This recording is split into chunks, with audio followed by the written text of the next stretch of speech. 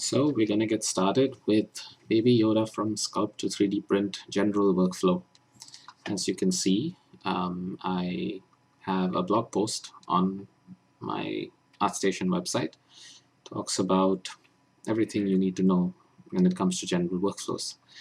The way I plan to do this part of the tutorial before step 1 is to run through everything that I've written here. The content at this time is not online. It should be by the time this video is online, and a lot of work needs to be done because this is a tutorial that's work in progress as I go along. So I'm just going to move this to the other side. All right. So you'll see my head tilt and look onto the other screen from time to time. So what we have here is one of the Baby Yodas that I completed. And let's begin. So the general workflow has 4 sections. The brushes that I use, the features I use, my process, and special considerations. So coming to the brushes that I use, actually I'm going to move this here, make it more convenient for both of us. Okay. So the brushes I use are the Move brush, the Move Elastic brush. So those are 2 of the primary brushes you would start with. Then there's the clay brush, the clay tubes brush, the clay build-up brush. They all are relatively similar in the way they function, especially when on low Z intensity. It's just the fact that 2 of them use alphas, the clay tubes brush and the clay build-up brush. And the clay build-up brush is a lot more intense than the clay tubes brush. It will be a lot more destructive. Then there's the trim dynamic brush. It's a good polish style brush. The Damien standard brush, which is good for cutting into the model. There's also the, oops, I haven't added orbs brush, which needs to be rectified here. The H polish brush, the mask brush, the select and the smooth brush. So these 3 brushes are used routinely with the shortcut keys. Mask brush usually with Control, select brush with Control and Shift pressed. The smooth brush is with Shift, and then there's the pinch and the inflate brush. These brushes are good for tightening corners and expanding them. Okay, so I'm just going to make that change while I am working on this. Make things simpler.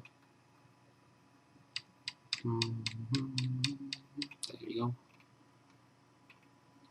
So as you can see, I have added the orb brush here under the Damien standard, so I'll just correct that. Orb brush.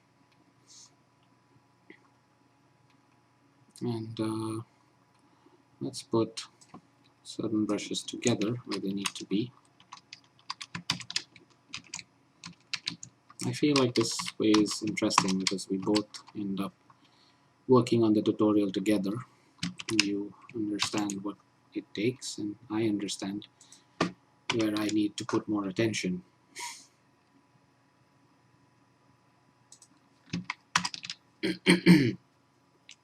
Excuse me.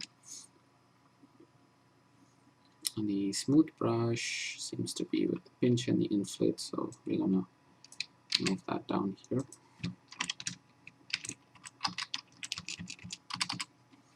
And as you've seen, I have mentioned different variants, so that you can actually see here.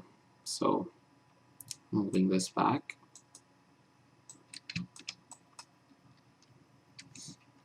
you press shift, you get the smooth brush. If you go into your light box and you go into brushes, you'll be able to find more smooth brushes. The same with select, though it's not in the light box.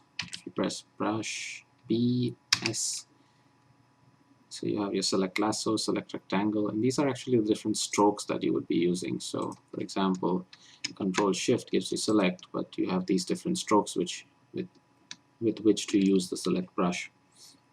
So that's what variance means. So when I say variants, and when you actually go into sculpting, you should look for other brushes with that name with different variations to how they are used.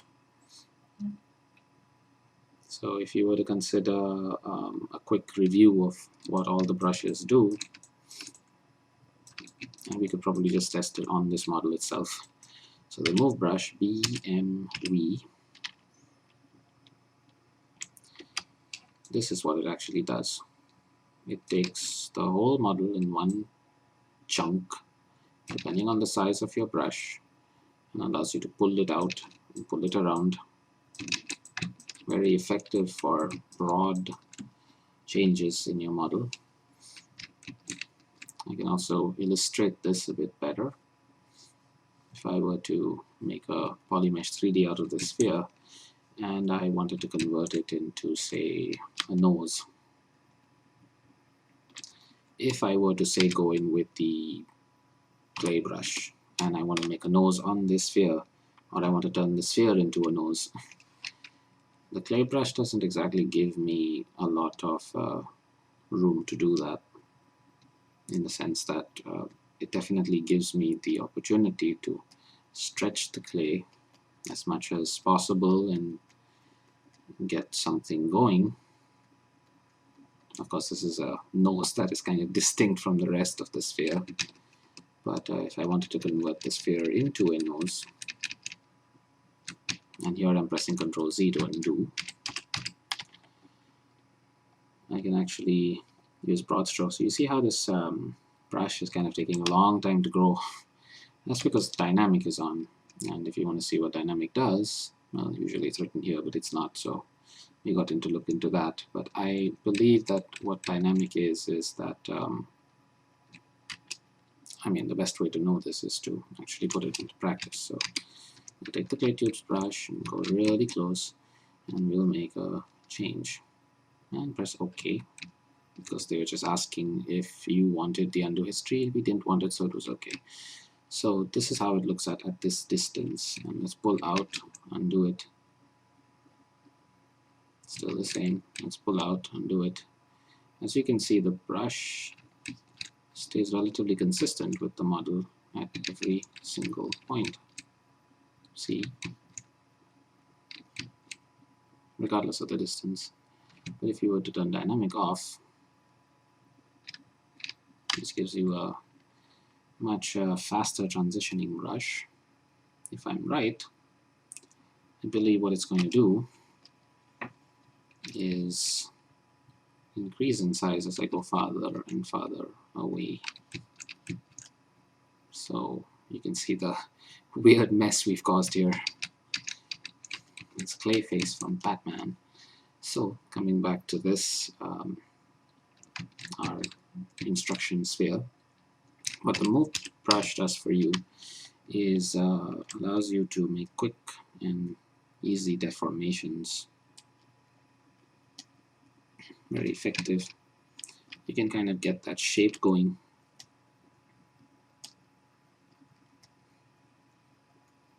You know, and if you consider the move elastic brush, that gives you almost cloth-like properties. See? You can really wiggle it around. It's quite creepy. With your move brush, if you press Alt, you go in, you can move out, you go in, out, and your basic movements. That's basically how this brush is used without any real modifications to its use. And we can also use this undo slider to make things easier for us. And the other brush was the clay brushes.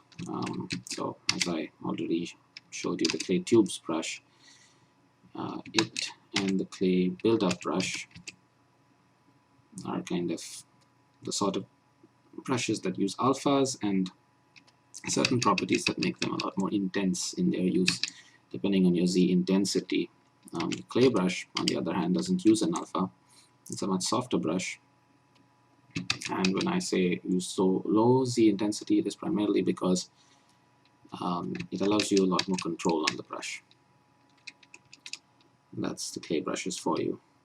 The Damien standard brush allows you to cut and dig into the model using an alpha. That's very odd. Interesting. So that's what the Damon standard brush does. It's also used with variable Z intensity. You could use a lower Z intensity, have more control. The ops brush is like the Damon standard brush, but it's very good for making folds. Like, for example, in this model, all these folds were made with the ops brush. If you check the, I just cleared a mask there. If you check the videos, once I have them uploaded, you will actually see how these brushes were used. The ops brush for here, the Damon standard was also used. And that also brings us to the trim dynamic and H polish brushes. So these brushes were primarily used to sort of define areas that are more planar.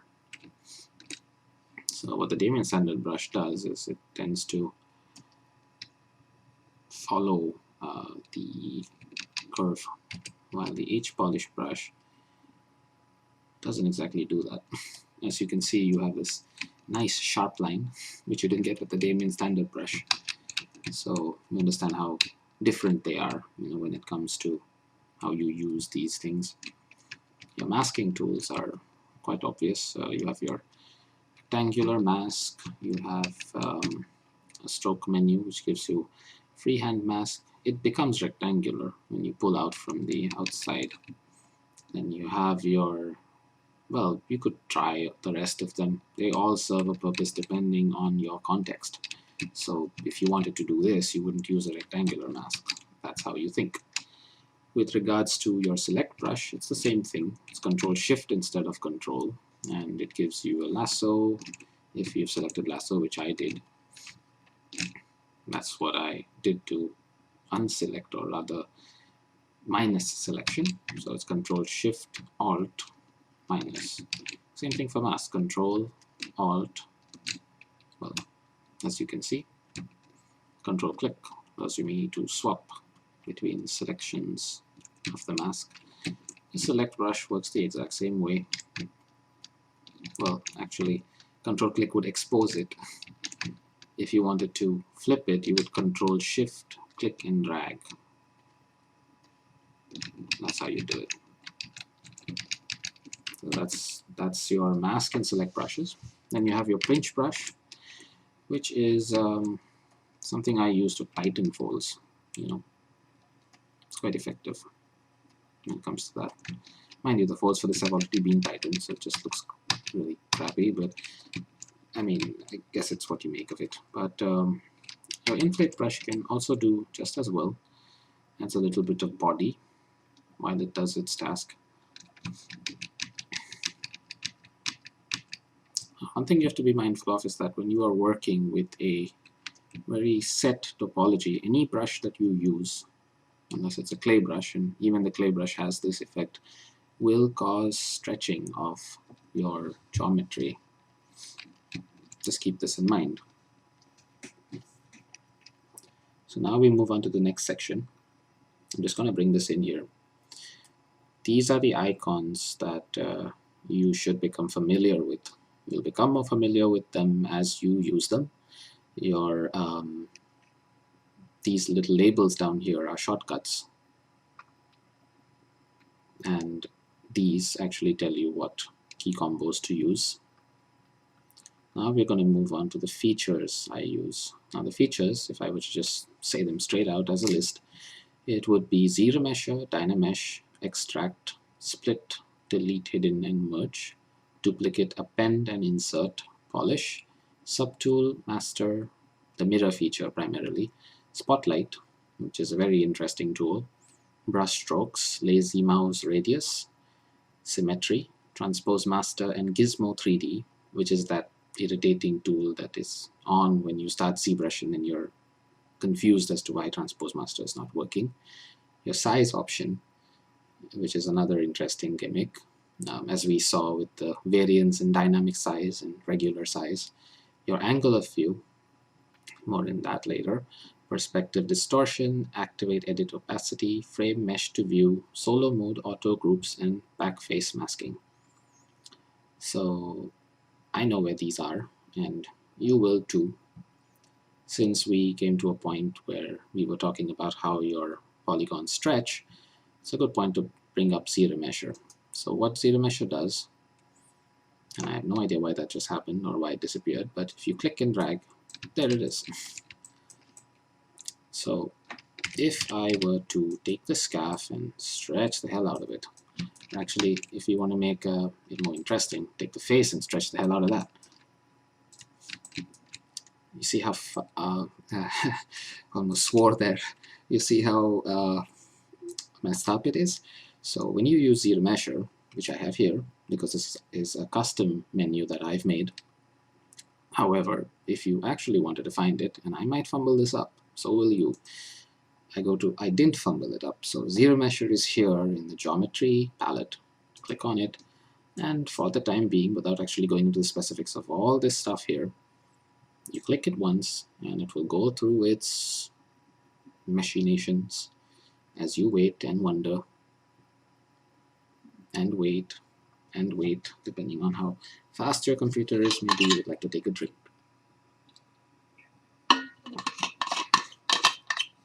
Refreshing. And do all those things that you don't do when you're doing tutorials for others, unless they're free. So we wait a little bit more, and there it's done. So as you can see, it not only completely demolished all the detail that we had, but it also rearranged the polygons to make it more suitable for sculpting. So if you were to divide it now, you turn off polyframe, turn on polyframe, you can see how it's multiplied the density of, increase the density of the polygons, and you could actually go in and detail again. Of course, in regular sculpting, you don't do this. That's moronic. Like, why would you lose all the detail you've had and then do this? What you would do instead is you would actually increase the target polygon count. You would either keep it same or double. Double usually will help you maintain your zero meshing count. Now, I'm not going to do this because I'm going to have to take another drink of water and I'm not thirsty. So we're going to move on to the next one, which was, since I closed this thing, where the hell did it go? I think it was Firefox. Yes, sir, it was.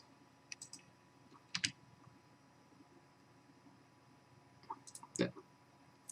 So coming back to this, I'm going to move it to the side. Dynamesh. So what Dynamesh does, which is different from ZeroMeasure, is that depending on the resolution, it's not going to be rearranging your polygons. It's going to just make sure that there is an even density across all of them, depending on the resolution that you have. So if it's 128, and I'm not really concerned about the detail. Now I'm getting this message because I have subdivisions. All this is saying is that, do you want free subdivisions before entering Dynamesh mode? Which is not something I've ever done. So I'm just going to press no here and see what happens. Yeah, so it completely demolished my sculpt, removed all the detail, merged all the holes, and we even made the lips come together. This is some really next level stuff. I think I saw it in a creepy movie where a man's mouth gets fused. I think it was The Matrix. So they use Dynamesh. Fascinating. Coming back to the previous iteration of what we have here, once you've got Dynamesh going and it's messed up the model enough for us, we have undo, so we're safe. Test the resolution. If you take a higher resolution, you may be able to manage maintaining this model the way it needs to be without actually fusing it if you don't want to fuse it. But Dynamesh is a very accurate tool, so it tends to bring fusion wherever the geometry really does come close to intersecting. So in the event of that, use ZeroMeasure if you don't want that sort of thing to happen. The idea of sculpting is not to really go too high in your counts. As you start out, you might lose your mind, you might lose your computer, your home may catch fire, and then you will be out on the street. And that's not a good thing. So as you move forward, you have extract, which is something that's good to, say, make pockets. So I use my mask tool, I control and make a little pocket area. That's the shape of my pocket. Or since we're going all Disney here, we'll make a Mickey Mouse pocket, which is quite a interesting shape here we got. And we go into subtool, go down, extract, and without going into these features, press extract, and you turn around, it's gone. Oh my god, that's because you didn't accept it first. And then when you have it, it switches to the tool, puts a mask on top just to piss the hell out of you. Control click drag to get the mask away, and you have this Mickey Mouse slap face mask on the side of his coat. At least I think it's a coat, I'm not entirely sure. Let's call it a decal, shall we? So that's what extract does without going into the details of this tool. Now split, delete hidden, and merge. I use these when I am lazy. I think the B word is kind of acceptable, but we'll just call it the B word until I lose control and I actually say the bad word. But usually if I am using this little piece here to create, say, you know, a sort of a very creepy looking neck and two really messed up looking arms and two really messed up looking legs, and it's all screwing me over. Like you can see how miserable this is. So I'm just going to go into zero mesh here and clear that up so we have something normal to work with. And I think this is kind of giving me something suitable. Still really jacked. Like, my god. So now if I want to take a year off and like I'm sick like that, I use my select brush and I select that year, and as you can see I've made a huge hole, which is kind of creepy. But what I can do is I can use my delete hidden tool to delete it and act like as if it never happened, or I can use my split tool, which is up here in subtool, and split my year. So now I have 2 years. Well, I had 2 years, but now I have 2 separate years. So I can actually move it apart, and you can see they both have holes. Not a good thing. Bonus tip. If you have holes, you can actually use your close holes tool in your modify topology palette to close holes. It does an absolutely shoddy job. It's so shoddy that, my god, it's not even quads. However, that's just the way things are for the moment until we actually learn how to resolve this sort of step. But I guess I could give a bonus tip to resolving it, and that would be using zero mesher as a first. And it gives you a pretty clean and neat topology to work with. So coming back to combining this thing, now you won't exactly be able to fuse them back in. If you press Ctrl C, it doesn't work like that. It'll just take it to its end, and this will probably bring it up for this tool, which is kind of what we need. So just going to hide that here. So that's your your delete and split. So if you wanted to merge something, whoops. So this is where this little bit comes in handy. There is one weird glitch in this program where if you have undo on one tool, like suppose I've undid this here, and then you switch to another tool, and then you do some weird jacked up stuff on that, and you go back to the first tool, it may sometimes like remove the undo history, especially if you extract or if you split or delete hidden. So to illustrate the merge function, like just remember that, but to illustrate the merge function, I would just, well, it's like merging any tool. So I just chop it off and split it in, and then I can use the merge tool, merge down, and it's all back together again. But mind you, it's not exactly welded. It's 2 separate pieces, so remember that. If you wanted to merge this, you could use Dynamesh to try and see what happens. I'm pretty sure it's going to be so jacked. Whew. So it actually did a pretty good job, but it's Dynamesh, so it just ruined it depending on the resolution. But you do have a weld feature, which is, I believe, in modify topology. Yeah, so you have weld points. So as long as everything kind of matches up, you'll be able to make it work. Now this thing is looking really jacked, so I'm just going to delete it. And I'm even going to delete that year that it left me. And actually, let's just keep that year. It's a Van Gogh, Gogh, whatever his name is. It's his year, and it's going to stay here. Here. Horrible. So coming back to that, the next tool is your duplicate, append, insert. They're very straightforward. If you duplicate something, well, it duplicates. So let's take this hand here, a bunch of hands, clear that mask, I don't know who added it, duplicate it, and we can actually move the damn thing around and around his hands like as if he's Doctor Strange. And well, append, which is basically adding something to your model, to your tool rather, or your, as a subtool, but at the very bottom. So it's right here. And if you use insert, it actually adds it in the middle instead. So going forward, your polish. Now, why is polish over here? It should be a brush. No, it's not a brush.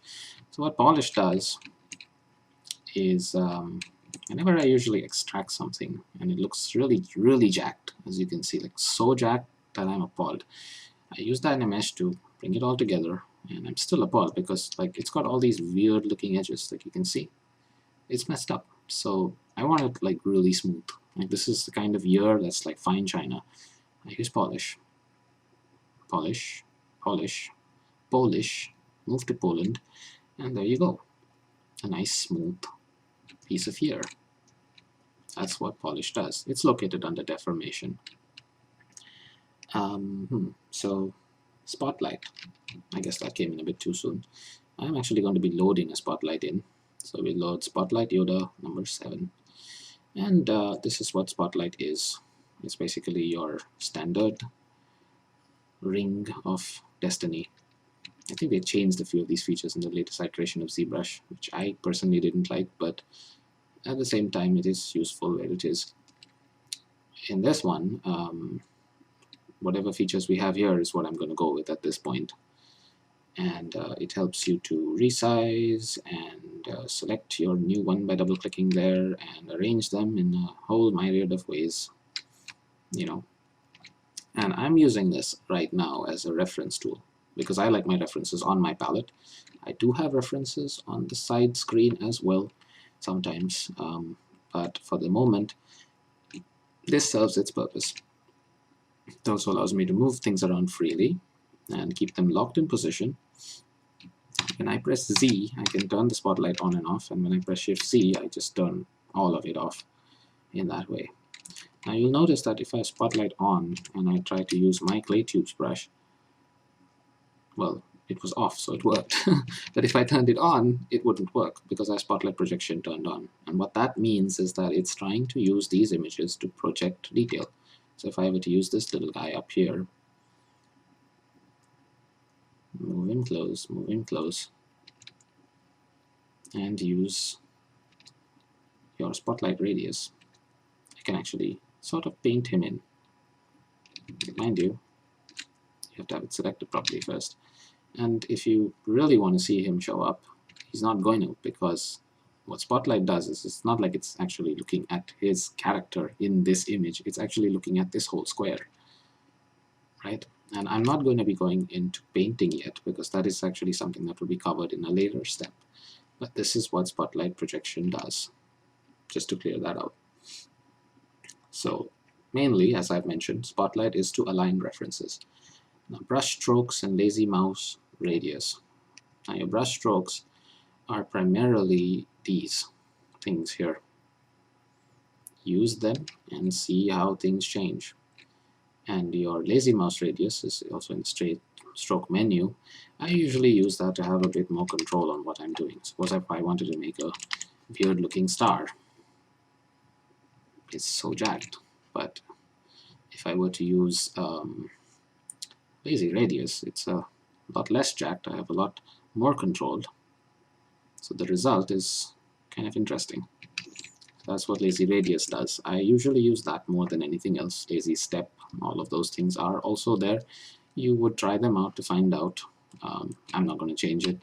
Every brush has a default value that it's set to. If you wanted to reset that default, you would have to go and reset all the brushes. At least that's the way I do it. Now symmetry, that's your most standard thing. If you press X, it shows up. It corresponds to the symmetry that you have set, which is in your transform menu. Activate symmetry. You could activate it in multiple sides equally. Try that out. Transpose master in Gizmo 3D. Now this little thing is what actually makes your move tool act extremely jacked. Now I clicked the wrong icon because they kind of look similar, but if I had this turned on, this is what Gizmo 3D is. And if you alt click it, it actually jumps to the tool in a way.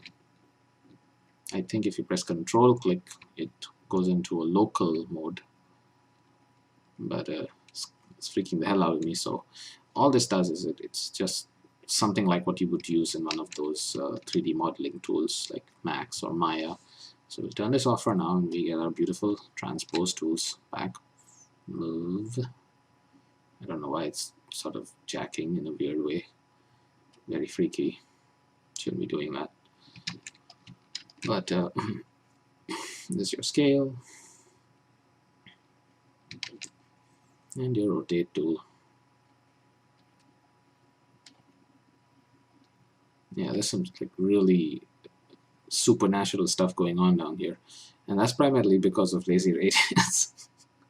Because what it's doing is that your spotlight tool is actually active, you know.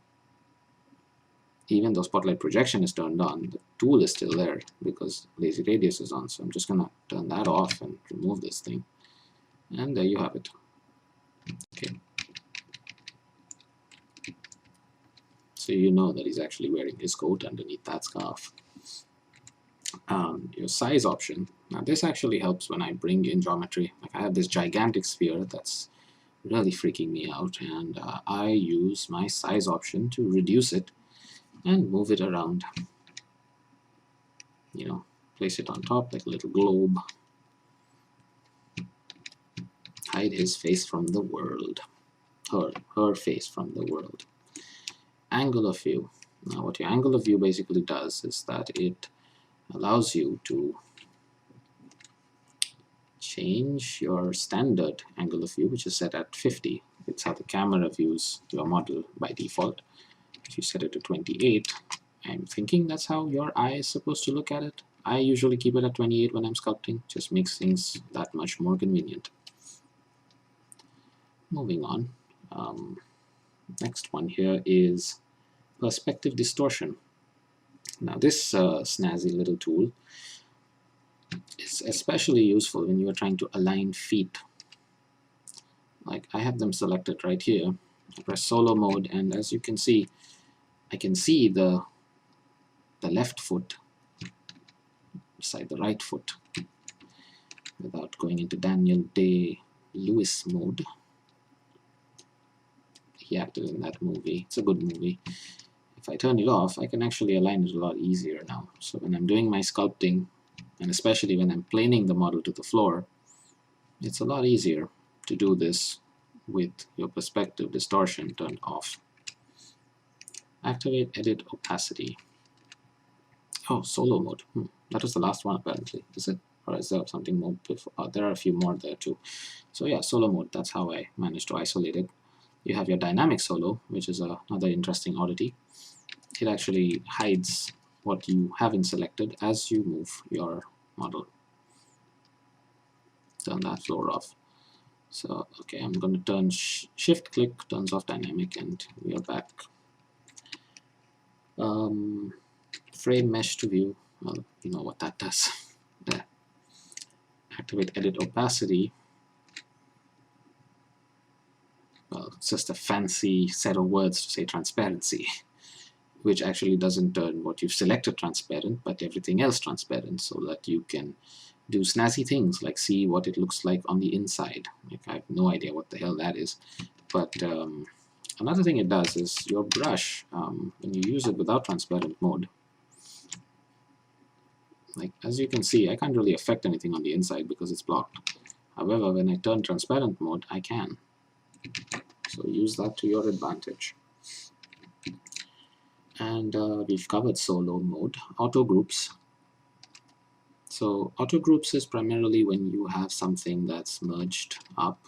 Like if I were to say merge the hat, simply merge it down and merge it down, and I have a single merged hat. As you may have seen, there was some noise on top of it that just disappeared because it wasn't applied, so it's quite normal. But this is essentially multiple polygroups, but you could have all of them grouped as one. If you wanted them grouped separately, you press auto groups. So now I can actually go in and select different groups with Control-Shift-Click, which allows me to select different polygroups. That's how auto groups can be useful to you. You can also use masking tools that actually go based on polygroups, and you wouldn't really affect something you don't want to affect and just keep your focus where it stays. Back face masking. This is a snazzy little tool. Now what this does is, suppose if I was going to modify this year, I wanted to add a bit of mass, so I use my clay brush, I go close to the year, and I just go in and add my mass. Fatten it up a bit. If I turn around, oh my god, what the hell happened there? So the reason this weird little thing happened is because you had backface masking, which is over here, and if you sorry, screamed on camera, that's a first. So if you wanted to not have this happen, you would go and click backface masking, and where I found that was in your brush menu. In brushes, damn it, open. You go to auto masking and go down and click backface masking, and you can actually do what you did on the other year without actually affecting the back. Fascinating. Now I'm just going to bring this back in, make it large. So I have this section here which says location in interface, and I was going to actually take the trouble to mark all of this stuff for all you people out there, but you've kind of seen where it is, so you should probably go into your own interface and mark it out as you see fit. And the more you use it, the more used to it you will become. And I've also arranged palettes here where to find most of the things, so it makes the job a little easier. Ooh, and subtool mirror, I forgot to cover that, so I'm just going to move this aside again. That's in your plugins menu. Subtool master, and you can actually access all these wonderful tools here. I usually just use it for mirroring. So that covers a lot of this. I'm just going to go back in and check if there's anything we left out. Custom interface. So I wanted to cover this. I'm going to probably add a small section there about how to do custom interfaces just after I've spoken.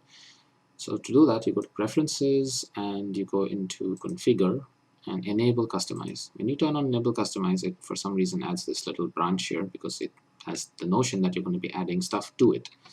If you press Control, Alt, middle click, no. Control Shift, middle click, no. Control, middle click, god damn it. Okay, Control Alt, middle click, didn't work. Control Shift, middle click. This is embarrassing. Control Shift, Alt, middle click, no. Frustrating. Maybe it's Control Alt and single. That works. So it's Control Alt and click. Or is it just Control and click? No. So it is Control Alt and click. So you can actually do that, and you can add it that way. I'm pretty happy with my selection right here. You could also open these, double click on them, and add stuff there. For some odd reason, I have my brush menu here, which I can just click this to get rid of, and then you could probably add a few things here too. Well, actually you can't. That's also quite embarrassing. So you can only add it down here and up here, I believe. Let me just check. Yeah, there you go. Good way to go about it. So you can mess up the menu as much as you like. I'm pretty sure there are some really generous people that have put up their very snazzy interfaces. Mine's kind of crap. I've just basically added what I basically need in the most basic way, as you can see, right down there for everyone to see. So if you follow that sort of thing, you could do quite well for yourself.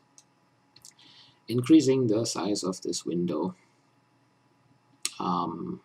So as you go down, the next thing is the process methodology. So how I'm going to tackle this in the next section, because I'm going to kind of end the video here because I'm really thirsty, but is that right now what we have here is a lot of stuff to discuss without any images, any GIFs, which would make for a more pleasant reading, I feel. But I'm going to go through each thing, and then I'm going to update this part with more images and GIFs to make things easier to work on.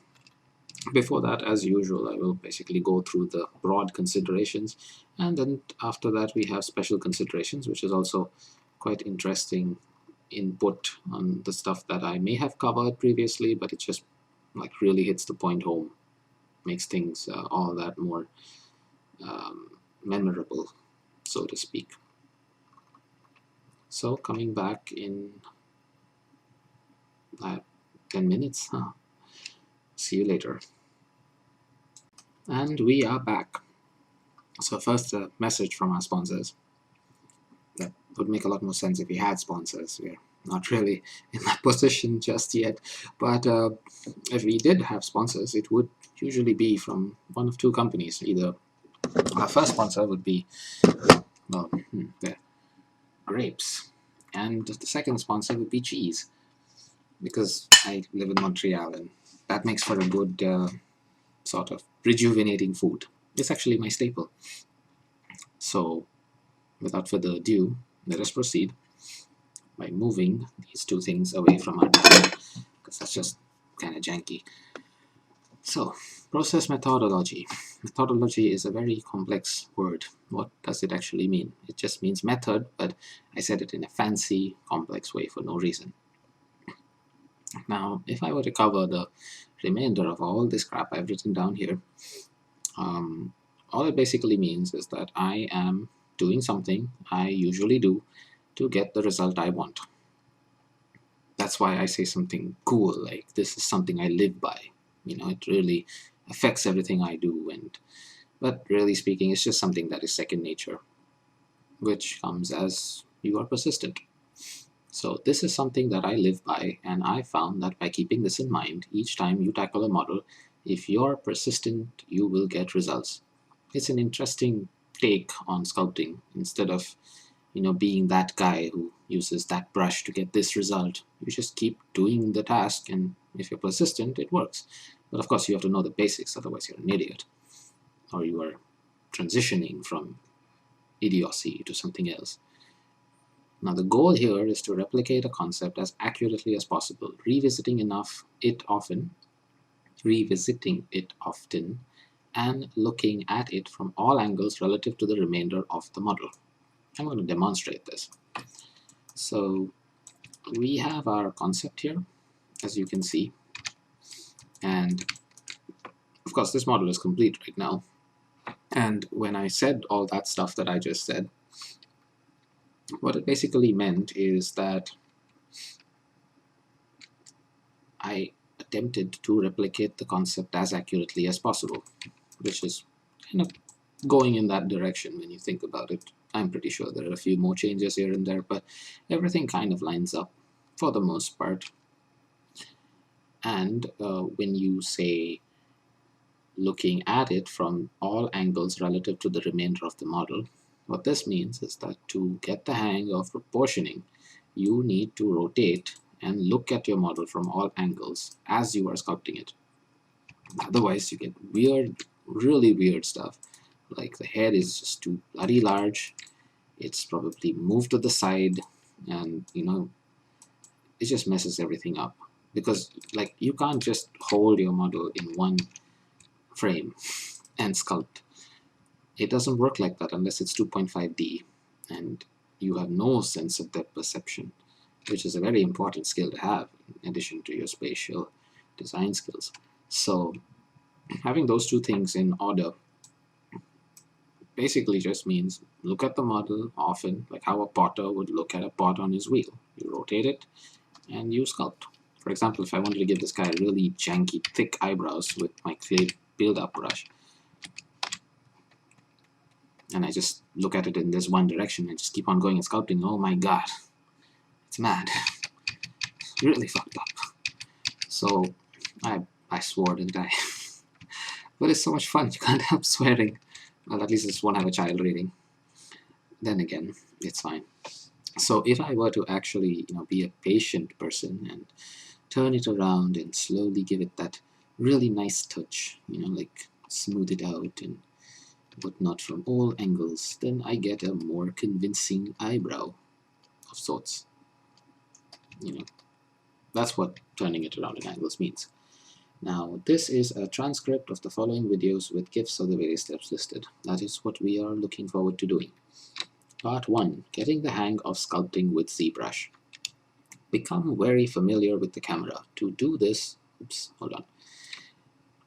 getting the hang of sculpting with Zbrush. Become very familiar with the camera. To do this, don't focus on which key combo does what. Simply understand where you want to be. For instance, if you are working on the back of the head, practice reaching it and do this repeatedly for different parts of the model until it becomes second nature. So what this means is that if I want to work on the back of the head, and then my first thought is what key combos do I use in the camera to get here? Then I'm thinking, should it be control click? No, that didn't work. Should it be control middle click? Whoa. Should it be control left click? Or was that right click? No idea. However, if your target is at the back and that's all you want to know, think about it. You want to turn the model. So you click and you turn. There, you're there. You want to go close to it. Control, Shift, click. Oops, even I make mistakes. Control, Alt. That just moves it about a little bit. And if I were to leave it, actually, let's make it a little closer, which is actually what I was going to do. Of course, Alt, Control, and click and drag. Alt, Control, and click does this weird stuff, but Alt, click, and Control allows you to go in closer to the model. So I want to go to the back of the head. Click, just click outside, turns the model. Shift makes it steady.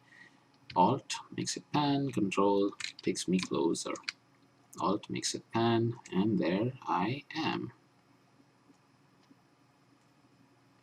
It was trying to be a Mickey Mouse, but it became something vulgar. It happens. Don't worry about it. So, moving forward. So, did I minimize this damn thing again? I did, didn't I? Or did I close it? What happened? Oh, it's right here. So, every model can be broken down into component primitive shapes. That's pretty straightforward when you think about it. If you are looking at the clouds, they are a large number of spheres stacked on each other. Unless they are those evil thunder clouds, then they're like large masses of, well, spheres. You could actually take spheres and put them together and create anything. It's that sort of geometry. So with this model, you can see sphere, sphere, sphere, sphere, sphere, sphere, sphere, sphere, sphere, sphere, sphere, more like an ellipse sphere. And I don't think these are spheres, but if you had spheres, you could make something out of it. So after all that janky talking, all I meant is that Zbrush is the kind of tool that allows you to convert something into something else, or something into anything else. And you can also convert it back to what it used to be. I mean, accurate enough for the most part, or you just take another tool. So your sphere could be your only primitive to get all of these shapes. You could also be like me and use a piece, duplicate it, and convert it into something else. Like if you wanted to give this guy a pair of nice, snazzy, superhero underwear, along with ass cheeks. which I'm not going to be making here. You could very well do that. So in this case, this is a kind of primitive for your next piece. But in general, what primitives basically means is the closest piece to the geometry. And if you want to be I was going to say prick, but I basically meant that this looks like a cube, so I would probably take a cube, but stick to spheres, or at least learn to work with them as much as you can. So you can use other primitives to get a quick hand on things. So that's what it basically means. So I'm going to read it again. Every model can be broken down into component primitive shapes. However, with Zbrush being a flexible program, you can start with any primitive, though it's sensible to pick the one that's a closer match to what you need. I always start from a sphere primitive, which works very great for heads. So that's basically how I started with this model for the head. Now, what I'm actually going to do is I'm going to load my first model, which was basically the first Baby Yoda I actually did. This one, I think. No, now this is something that you should not do because it's really bad. Now what I've done is that I've clicked on Save Project instead of Open Project, and I'm going to replace a file I had with something else. Do not do that. Press No. Press Cancel. And now it's actually allowing me to load project. So what happened was that when I clicked Open Project, it screamed at me like nobody's business. And I don't think you heard the scream because I have desktop sound turned off.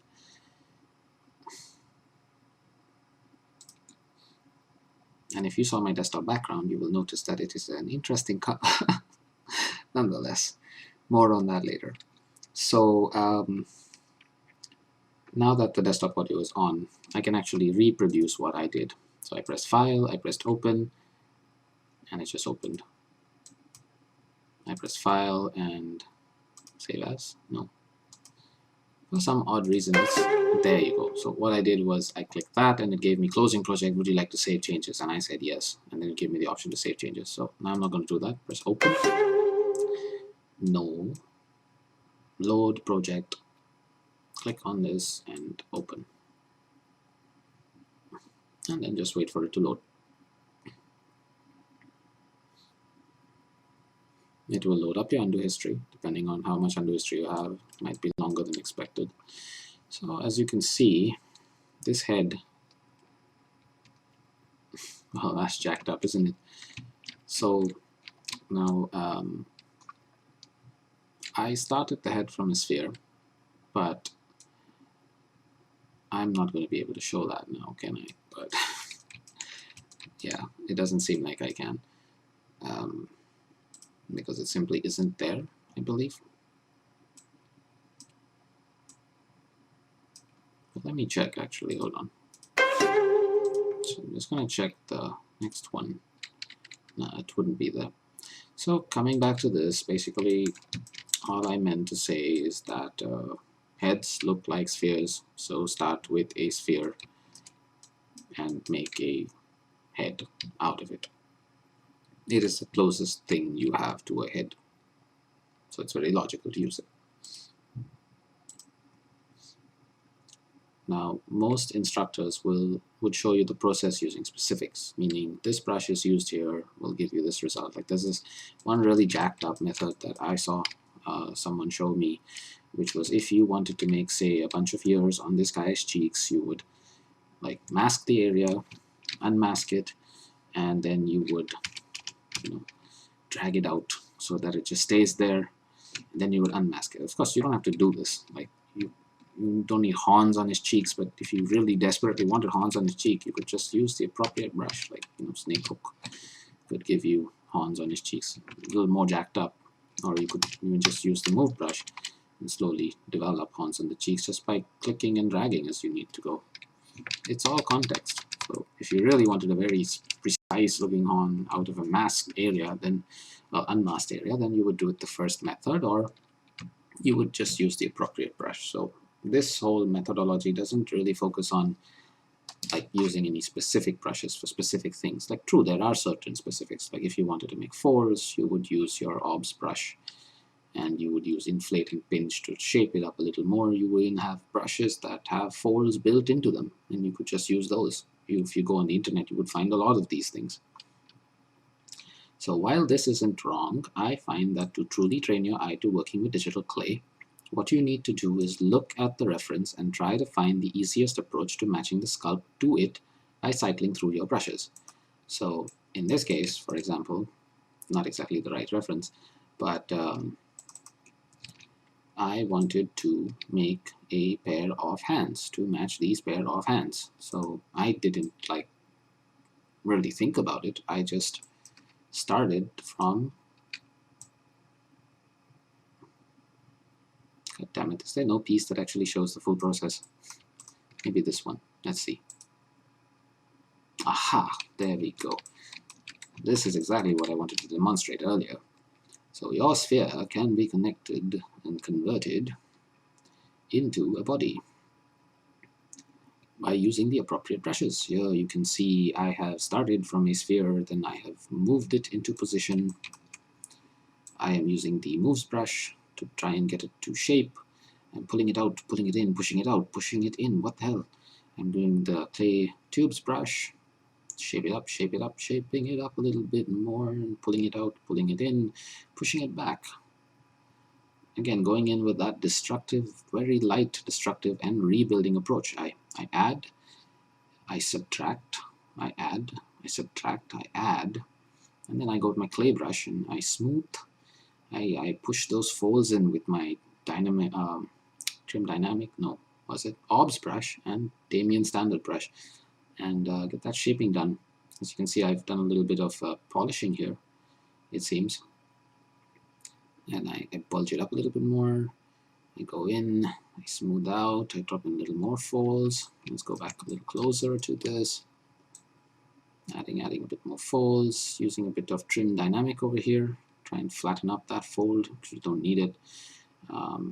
Expanding it out here again with your move brush, making sure everything tucks in really right and dandy, and there we go, getting those feet into position, dropping that cloth a little bit more, and we are almost done.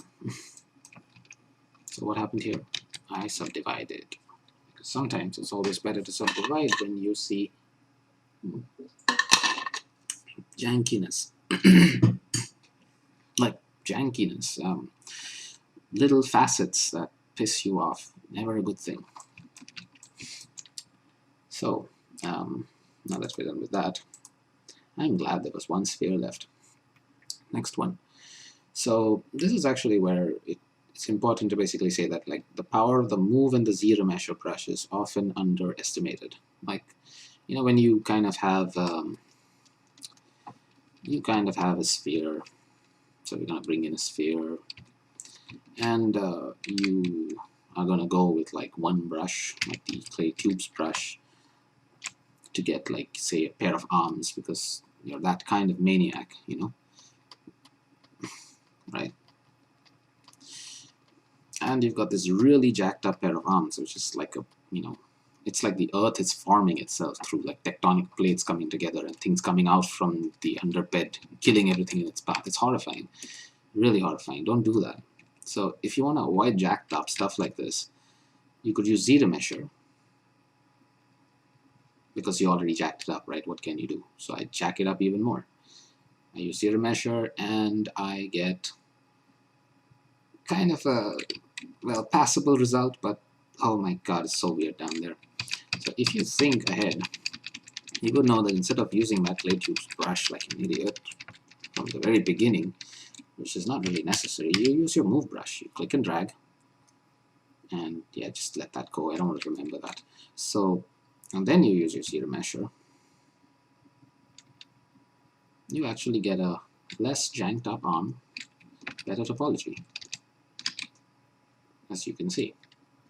So what this basically means that the move brush and zero measure are cannot be understated. Yeah, so it's like it's good when you just use your move brush and then you use your zero measure to try and sort of reform the geometry and relax it so that you can work on it more. Use your move brush a lot, because you can get a lot of this model, its form and everything, through your move brush before you even use your clay brushes or your obs brush or your Dynamesh brush or any other brush for that matter. Make sure that you put the move brush to its fullest use. That was very jacked up. So using broad strokes, you can approximate form and remesh topology as you go, keeping the sculpt easy to work with. Using the clay tubes brush with a higher Z intensity is a great way to remove excess while also being used to add the amount you need.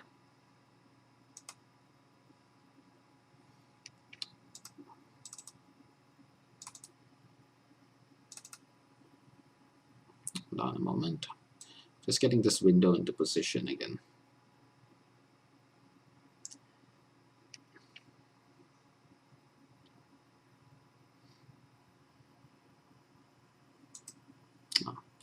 Well, if it's anyone's guess, this is Madoka. She comes from an anime where, well, watch it without any awareness of what is going to happen and you will enjoy it more. It is your research subject when you get bored of this stuff. Opening Zbrush again. So that was an interesting departure from what we were trying to do. Opening up this again. So you can use broad strokes, you can approximate form, you can use the clay tube brush also, move brush with broad strokes, and remesh topology as you go, keeping the sculpt easy to work with. Using the clay tubes brush with a higher Z intensity is a great way to remove excess, while also being used to add the amount you need. So I just did that. If you actually notice, I used the clay tubes brush. I'm just going to move this aside. Yeah. So it's a good way to add and remove excess, or add excess and remove excess. And if you use it with low Z intensity, you can actually do a little bit of shaping by adding and removing and rebuilding, as you can see. Nice and clean. Very well. The clay build-up brush is an alternative to the clay tubes brush, but it is more destructive by default. So if I use it, oh my god, does it create a hole in his stomach and make that poor kid hungry. Wow. I'm actually surprised how far it went. It's incredible. And it still didn't go through the other side. So that's what the clay tubes brush does. When the geometry becomes too stretched to work with, use zero measure to adjust the topology of the model to allow for better sculpting. As you can see, too stretched. If you use zero measure, it will clean it up. I'm not going to show it here, am I? Maybe I will. Delete higher, zero measure. Tap, tap, tap, tap, tap, tap, tap, tap. Ah, there you go. Topology is all cleaned, ready to go. So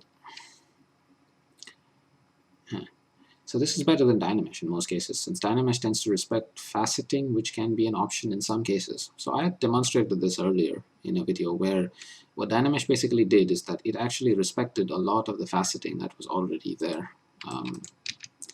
This is a good example. As you can see, it's kind of planar. If I use Dynamesh at a low intensity, it might do a decent job. But it's trying really hard to make sure that it maintains that form, you know. So Dynamesh at 512, as you can see, is actually preserving that faceting, which zero measure doesn't do, unless it's like really high. Maybe then it might. And there are a few features like respect borders and stuff that you could use to manage that. But this is step one. You're not really going into really specific detail. You're just trying to get the broad shapes, broad folds, broad blah, what have you, and manage to get the model done to get to step 2. And this is actually not step 1, this is general workflow, so it's kind of like the most important part when you think about it. And I'm stressing a point, I jig about a bit. It's always good. So I found it that is always a good idea to move to working on different parts of the model to keep motivated. This also means that I can get more of the model finished and check for proportioning errors. Now what this means is that I usually start with the head, move to the body, add the arms, add the hands. But if I get tired of working on any one thing, I will skip to another. You'll see this a lot in my videos where I jump from part to part and then eventually it all comes together. One good advantage of this is that by working on several parts of the model together, you get eye trained to seeing proportion relative to different parts of the model. Like, remember how I said that you have to see the model relative to other parts to check for proportioning? This is exactly my point. If you don't do that, then what happens is that you spend too much time on one part of it before you actually move to the next one, and then you kind of get disconnected between how they relate to each other. You will experience a lot of that starting out. I don't know if I'll be able to replicate that now, but it does happen. So better to jump around a bit. Next one, anatomy considerations. You absolutely need to set in the eyes. Any face is likely going to look damn weird until you do. Now this is actually quite important. I think I have this piece where the eyes were not inserted and it looked like this. Oh my god, that's so freaky. So this little creepy piece of work started with no eyes. It was literally just the slot. And I wasn't focusing on it at that time, but you can see how jacked up he looks. And he looks jacked up, and he looks jacked up, and my god, he looks jacked up. And that's fine because, I'm used to jacked up shit, and that's okay. But I think I inserted the eyes around this point here, where I dropped them in. And then I actually started, oh my god, that is exactly what I meant. So the moment I switched to the eyes, I lost all my undo history, as you've noticed. And this is a weird looking bug, so we're just gonna reload the file again. This is load project, isn't it? Okay.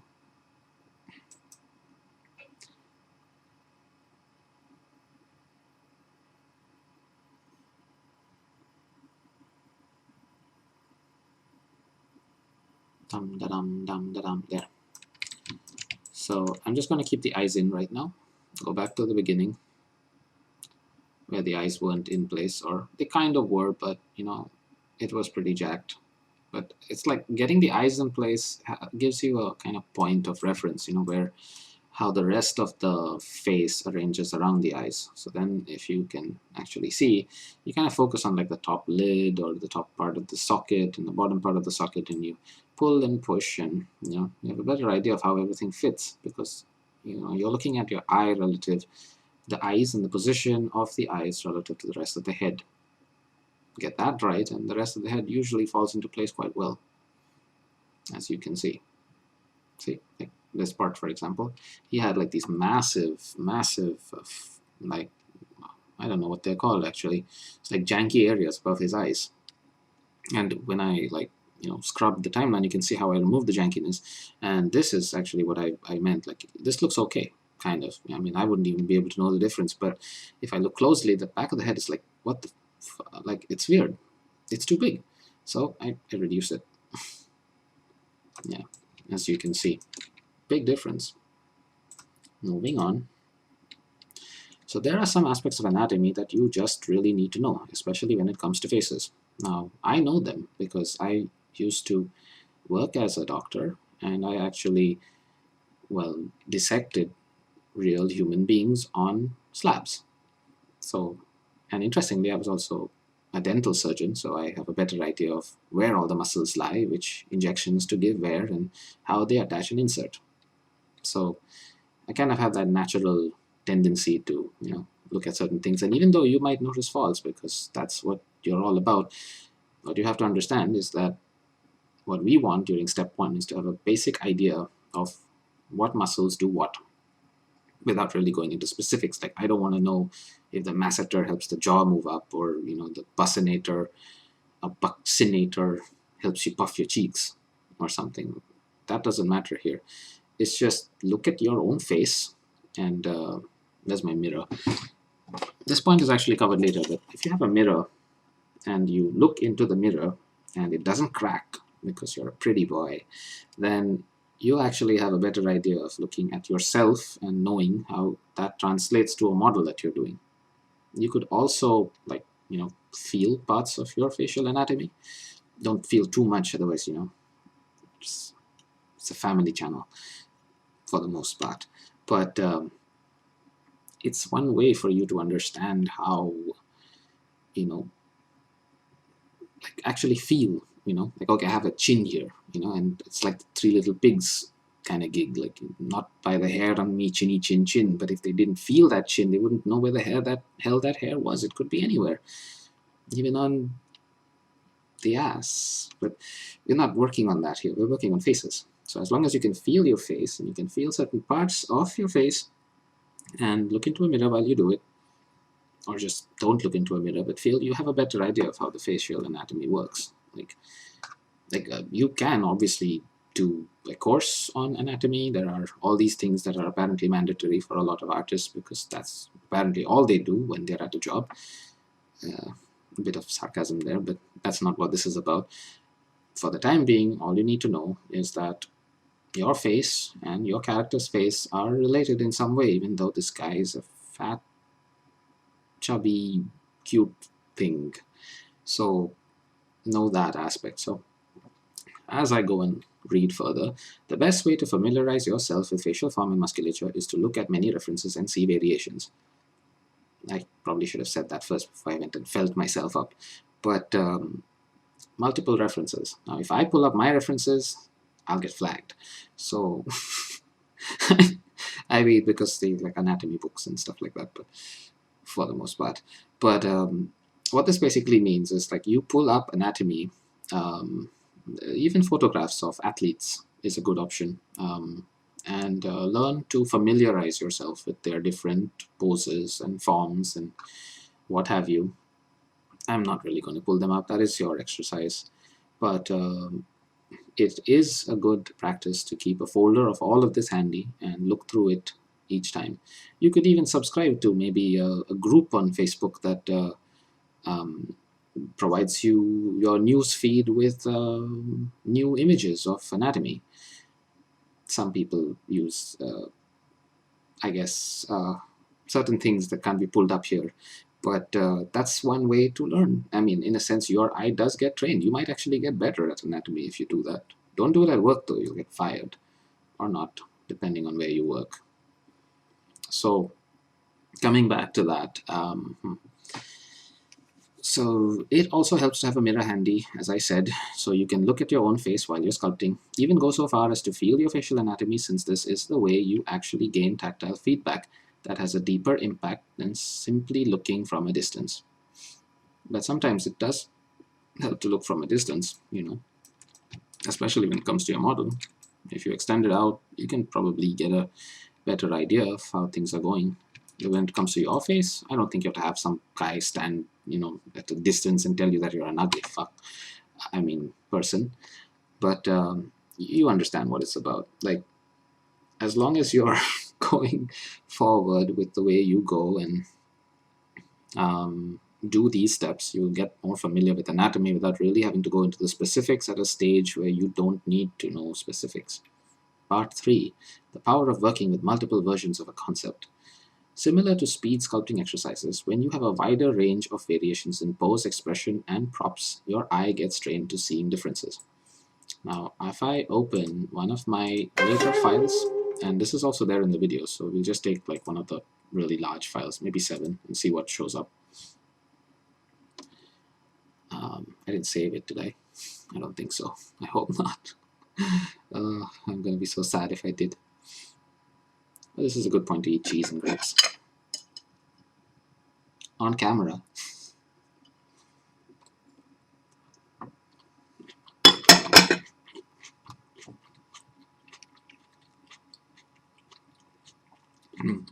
It says retrieving,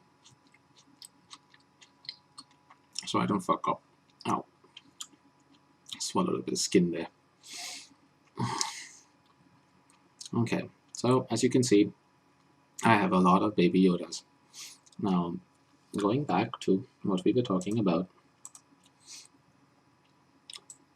if you look at these sculpts, all the images associated with them, all of them, I'm going to turn spotlight off for a minute.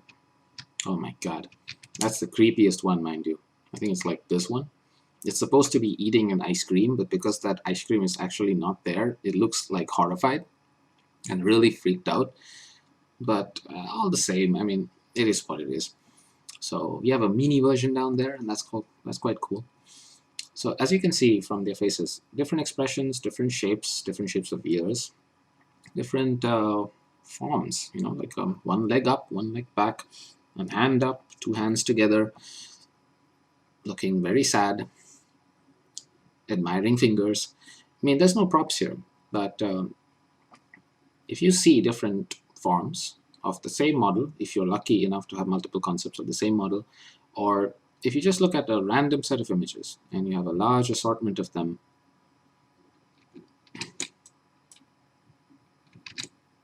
I'm just gonna, for crying out loud.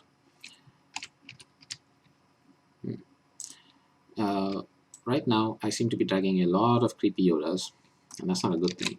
So I'm just going to change this alpha stroke to what the devil is going on. I think it's mainly because of the brush I have selected.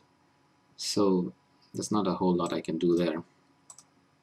However, I could probably load another tool and go into drag rectangle mode. So now I can actually go into edit. So if you had multiple versions of this, your eye will get a little more trained to seeing different like assortments of the same model. Gives you an idea of how to sort of make each model consistent to the other.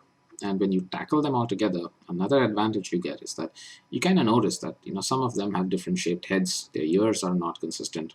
And for stage 1 or step 1, it's okay.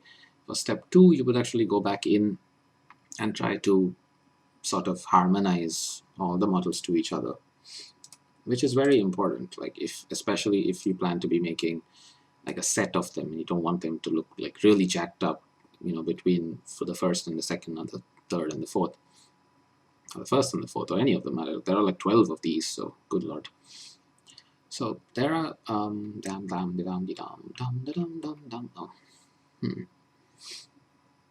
yeah. So when you see these differences, you learn to distinguish between what you need and what is available. So I wanted to tackle a model, say, now this may not necessarily be the order I follow in the videos you will watch, but for example, I wanted to make this model, or rather I wanted to make this model. I look at what I have, which is this one, take the face from it, and repurpose it in this one to save time. What about the hands? I have two hands. One is slightly up and bent, the other one is straight up and forward. I could repurpose another model's hands or arms and have them positioned and save time.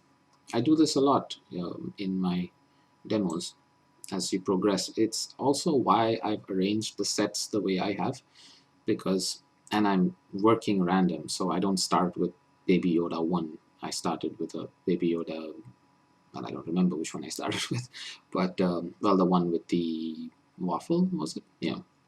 So it's like that wasn't number one, but when I made them, slowly I realized that there were other Yodas that I could use to speed up my workflow on the ones I was making.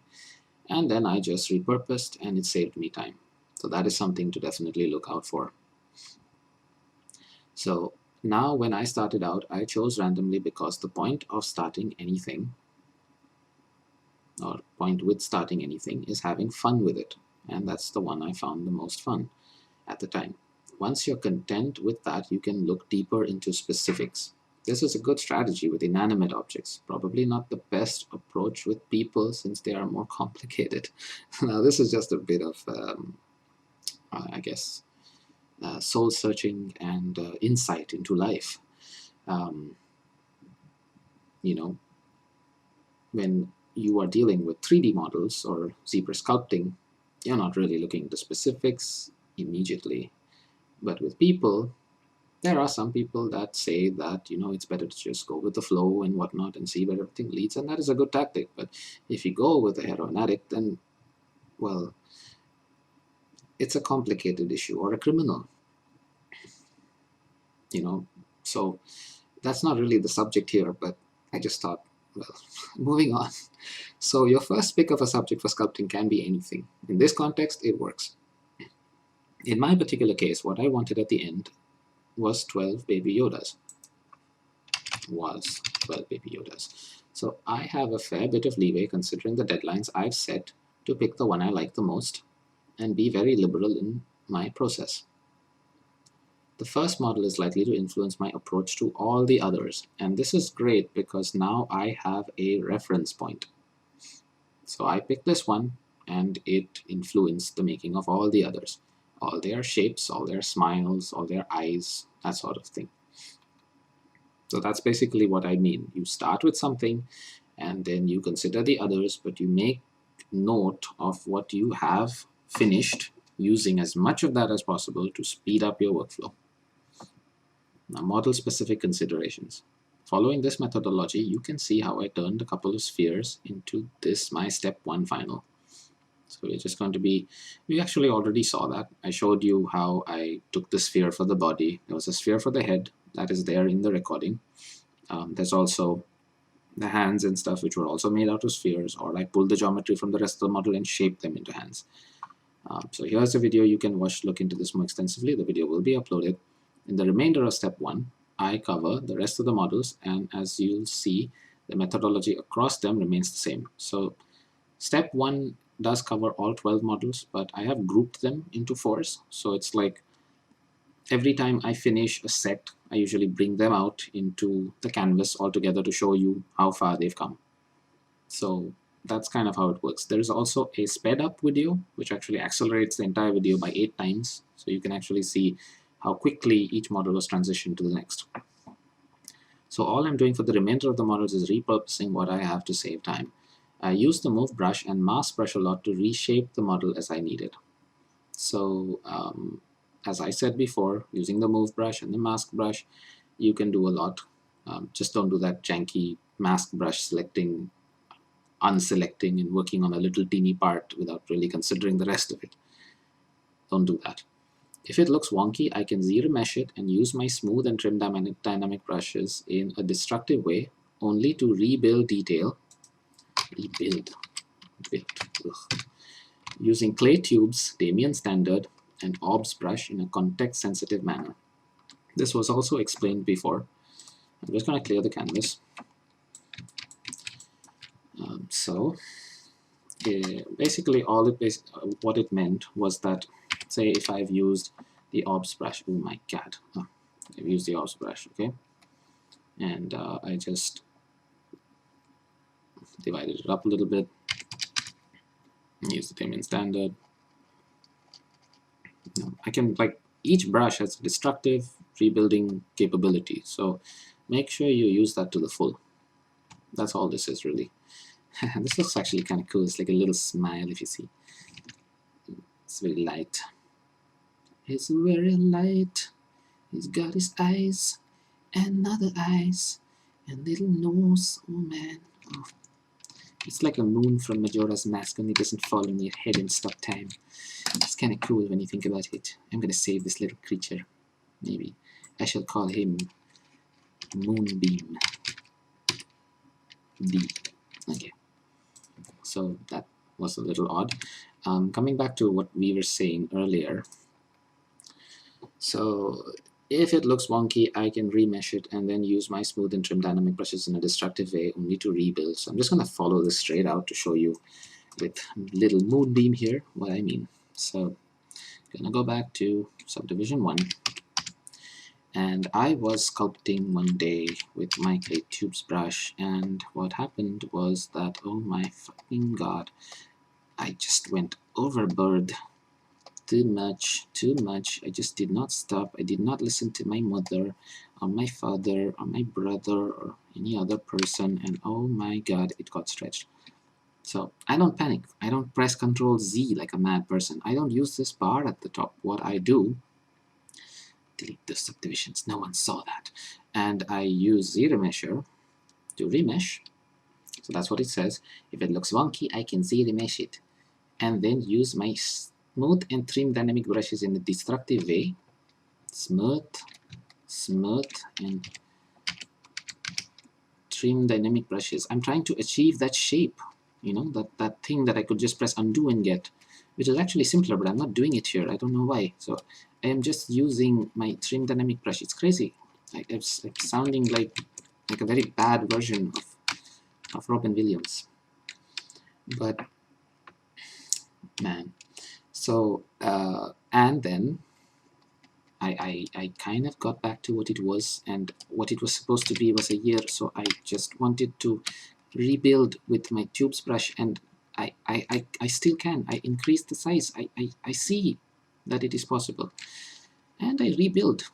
And this year is a very simple year. It's like Caillou, I don't know.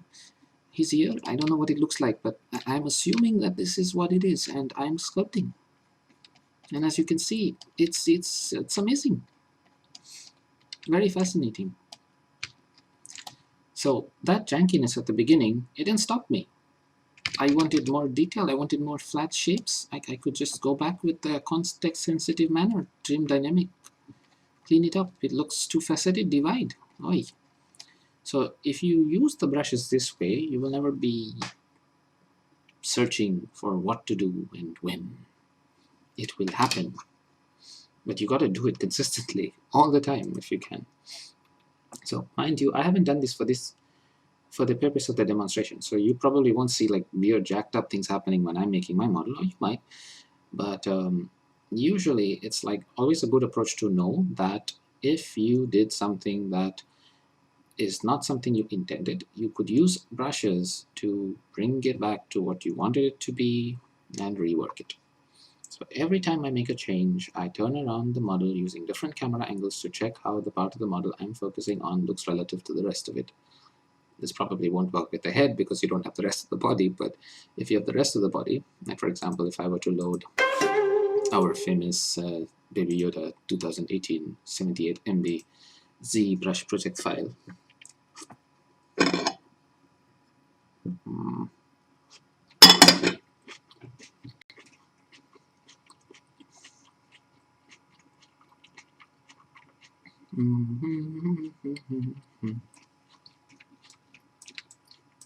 man, I hope you couldn't hear that munching. That's why you use mute, but not right now. Oh man, this is so good. So, as I was saying, I was working on this piece, and I started off with a ball, and I don't know if the model had arms. If you open the file, the video, you'll probably see it, but I work on it, I turn it, I work on it some more, I turn it again, I work on it a little bit more from the front, I turn it again, I work on it a bit from the back, turn it a bit more this way, work on it a little bit more, and I keep going, I keep adding, a little bit, pull, push, boy, add, less, remove. So you kind of see why it's important to turn the model around multiple times. You don't just keep it static. Very important. So this is very important since what you're working on may look great from one angle but totally wonky from the other. And that's a fact. Now I didn't really just work from one angle here, so it kind of looks fine, but it can happen. Now in the case of, say, 3D sculpting for 2D overpainting, where the end result is a print, you probably don't need to do this. So if this was the only angle the model needed to be seen at, and I just say had something like this, you don't see it, it doesn't hurt you. What you can't see won't hurt you. So in that sense, you're safe. You don't have to worry about how janky it looks.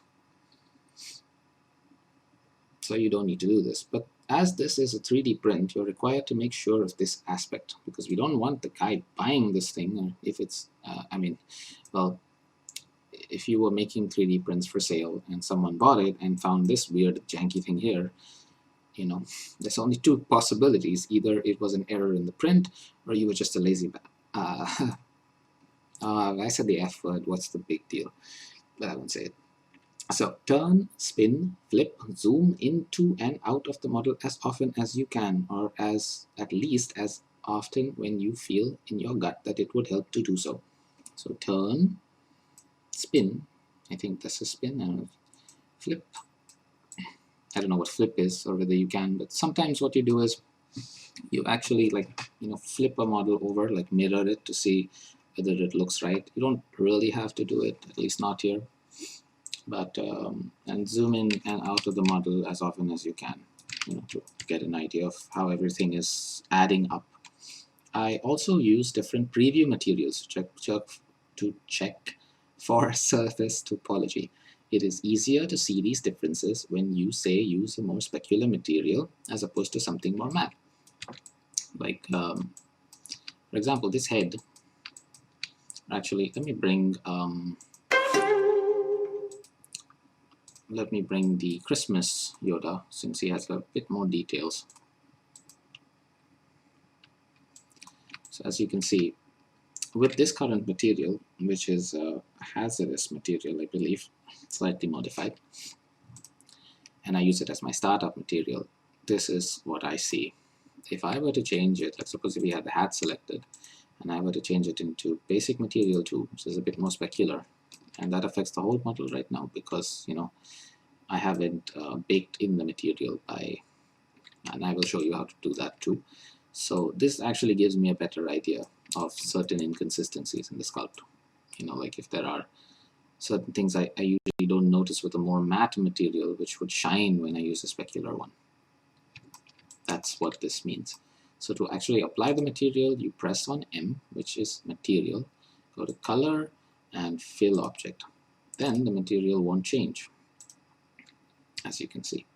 But you don't do this right now. Right now you do need the material to change because you do need to come back to the material you're most comfortable with working. Like a lot of people do use matcap red wax. It's a interesting material. It has its benefits, obviously. So that is one thing you can do, definitely. Now, so while not essential in this step, since you're not quite focusing on detailing just yet, this is a good way to check for topology issues. Also turn on polyframe to account for stretching in topology. I did this multiple times, so I won't be demonstrating it again. I use polygroups usually when I'm required to combine geometry and still need to be able to access parts of the model separately. This was also covered. Polygroups also really helps with masking geometry, making parts easy to select with your mask by polygroups, or you turn on by polygroups mode in the brush. You must also make sure, why am I having this on the other screen? You must also make sure to make the fullest use of two variants of move brushes. The move topology brush that you don't necessarily need polygroups for, and the move polygroups brush that needs polygroups. So there are polygroup variants of all these brushes. You can turn that feature on and only affect what you need to affect. I use Z-Applink to lock model position. This really helps since it maintains a certain camera angle which matches the concept. So now when you spin the model around to make a change, all you have to do to check with the concept is to press the specific Z-Applink button you've set. So what this basically means is that I have my concept art, which is at a certain angle, and I am working on the model as I go, rotating it any which way, but then eventually I kind of need to check it with the model. I could like overlay it in a way, zoom out. Now this has been made in a manner to approximate the artist's vision, so I wouldn't necessarily say it's perfectly accurate when you consider all the angles. Like, see, if I actually were to angle it like this, she would turn completely because, like, it doesn't exactly match up. But I'm trying to get the most close to concept, which I feel is this. So now that I've got that set, I go into Documents, Z-Applink. Oh my God, cancel. Document, Z-uplink properties. I need to change that. And I press, say, front. So now I can like rotate my model this way and go to document, Z-uplink, and front, and it snaps back to what I'd set in the exact same position I'd set it. So document, Z-uplink, front. There you go. So now every time I need to come back to it, I can always just press that button, and I can also even save these views out. So that's a good trick, you know, to make sure that you're kind of matching up your concept in that way. Then, so the next thing is special considerations. So add those eyes early on. Sometimes they need irises to better verify if you're matching up with the concept. Now this is actually quite interesting. You know that freaky one that I made, the one with the creepy eyes? Well, the creepy expression? Or rather, if I were to consider the one licking the ice cream. So this one's freaky because like without the ice cream, he just looks like a sick bastard. So I finally said it. So without eyes, it was extremely difficult to capture that, if you notice. Like if I turn it on, you know, along with the appropriate material for the eyes, like this, the eyes here, for example, use, I believe it was toy plastic. Where is toy plastic? Well, anything that adds a specular highlight will help. Gives a lot more personality, but if I don't have it, then it just looks creepy as oh my god. So like, and it affects, like, it's important to drop that detail in. So you know, use your like colors in a way, your alphas, your circular alpha. Like for here, for example, my standard brush with a drag rectangle and a alpha number 14, along with the appropriate color, would draw that iris and pupil in quite effectively. It allows you to make that sort of transition quite readily. It's quite effective when you think about it. So make sure you add those details sooner than later. You know, like especially for certain pieces. As you get more experienced, you probably won't need to do this. So, but my God, it looks creepy if you don't. So spin, by the God, spin. Look at your model from every angle as often as you need to. Spin, spin, spin. Ah, make it sick. Make it hurl. Oh my God, don't make yourself hurl. But spin. Look at your model from every angle as much as you possibly can. It makes the process a lot easier on you. Mind. Say it with a Scottish accent if you have to. Z-remesh like crazy. Well, as often as you need to. Stretch topology just looks fucking weird. That's important too. You know, like, make sure that it is easy for you to work on a part of the model. If the topology is stretched, you will not be able to add in details, and you will just end up thinning the model out until you Z-remesh it and it turns into a mess. You don't have to worry about merging subtools just yet, since this is step 1. So as you can see, I can take his arms off and do a lot of creepy stuff with him. Bang. Oh well, that wasn't his arms. But yeah, oh crap. That's a lot of weird stuff going on. Yeah, so yeah, I haven't merged them in because this is step 1. I'm just trying to get the shapes down, get most of the detailing done for step 1. Whatever I need to make the concept match relatively close.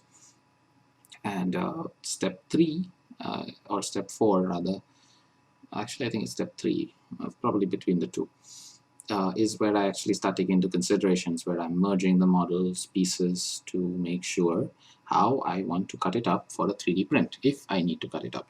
A lot of your resin printers can print this model as a single piece by itself.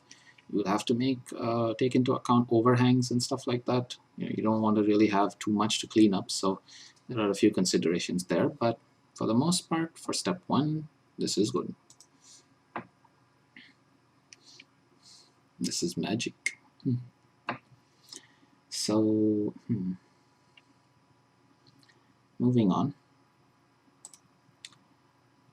You don't really need to worry about detailing either. Like, you know, too much detailing. Even though adding a wee bit of detail does help, making it easier on the eyes, which motivates you to sculpt more. So when I was, for example, making the hat for this one, I've added a bit of detail. I've not baked it in, but it's there. It's your handy noise feature. Go into Surface, Noise, and if you press Edit, you can either use the noise plugins, and you can actually make certain plugins that probably get you close to the kind of thing you want. Like I actually use a variation of these settings to get cloth in a way, along with a plugin to give the thing. It still looks a bit like concrete, but for the moment it's good for visualization, and it gives you an idea of how everything ought to look. So next one would be what? Also, sometimes you do need to add detail early on, such as folds, to achieve a particular look and feel. For example, if I had no folds on this, and I'm just going to demolish the folds,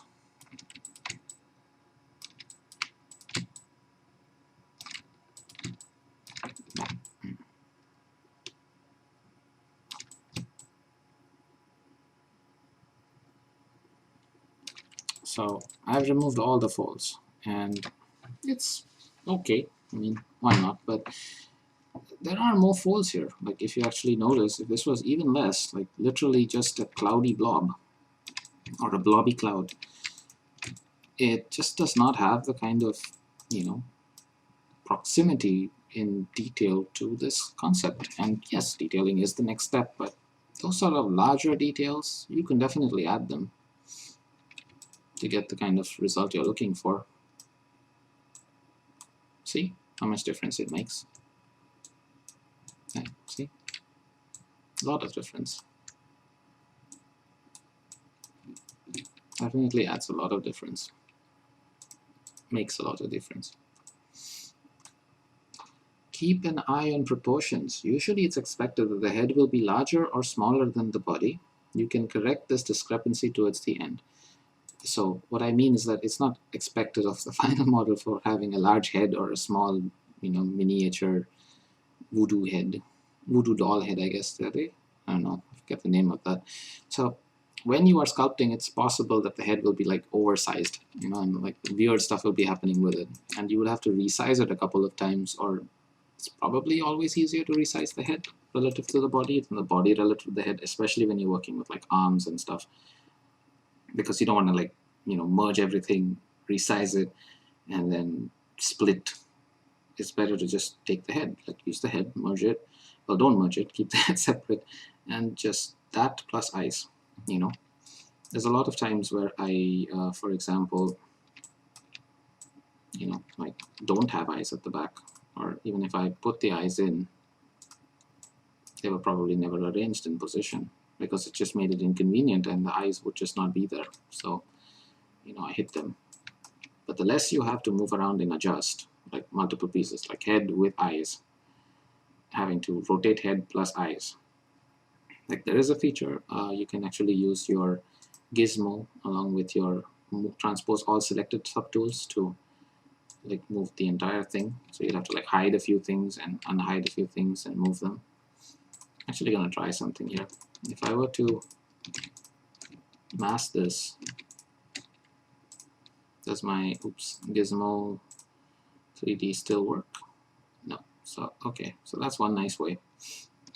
You could actually mask what you don't want to move and then use the move by you know, gizmo 3D, but it's still very janky.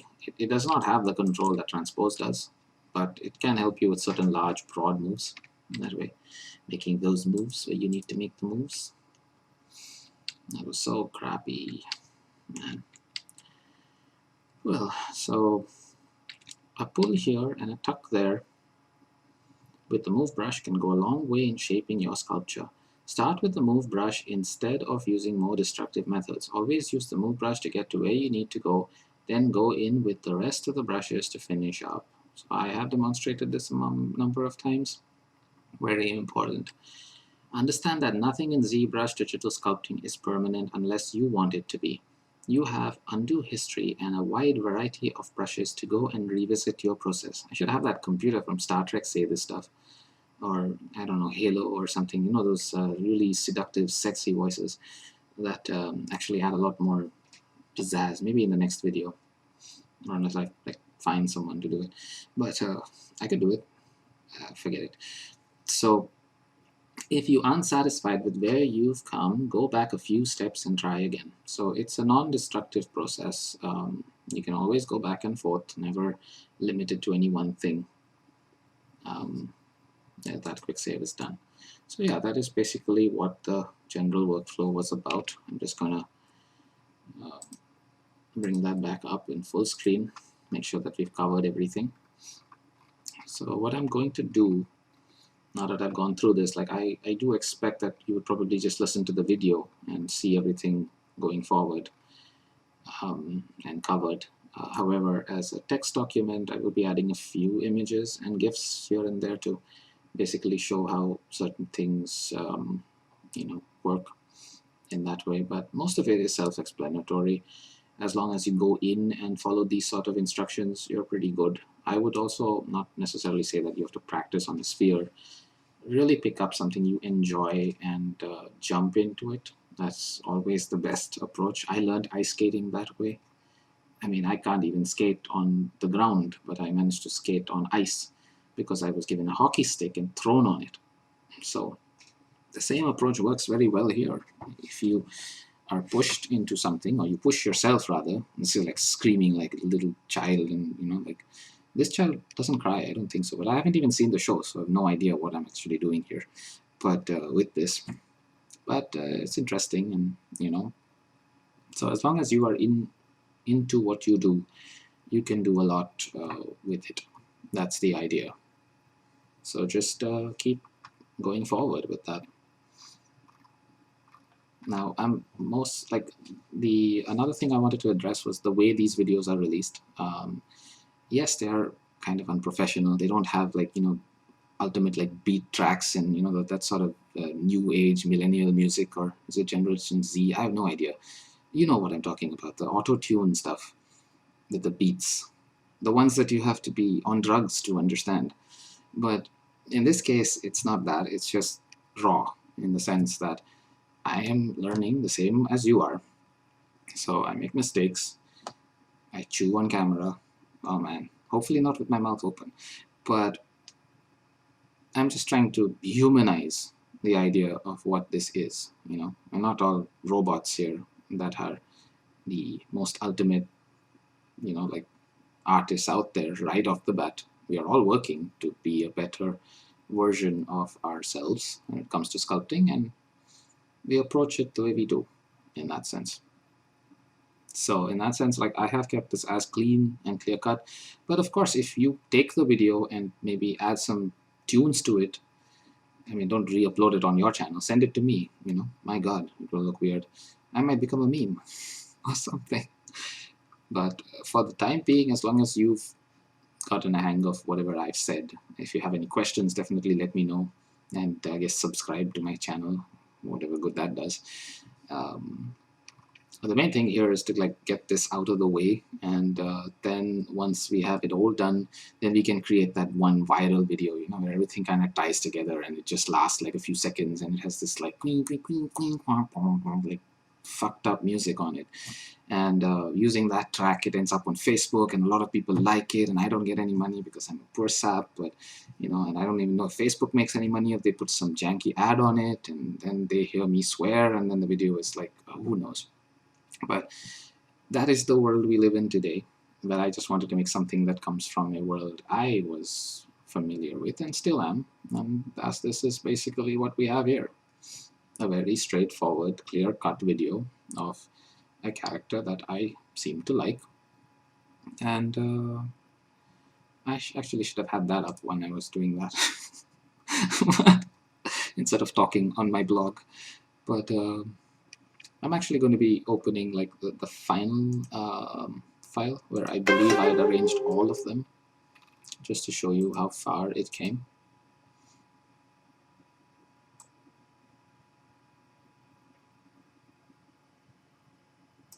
So this was the last one, with all of them done.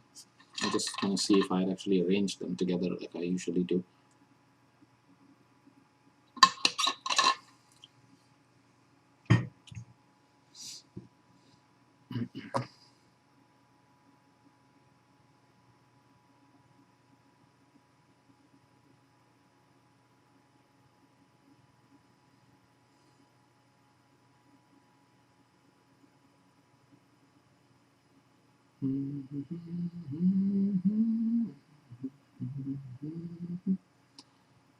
I didn't arrange it.